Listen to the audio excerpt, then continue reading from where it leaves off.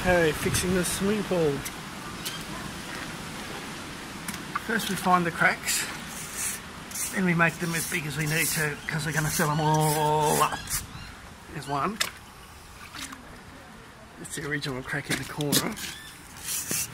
I've attacked that with a hammer drill.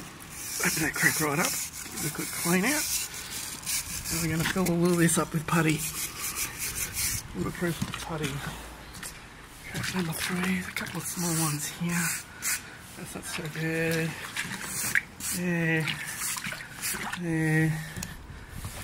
One down the bottom, I don't think it's very big.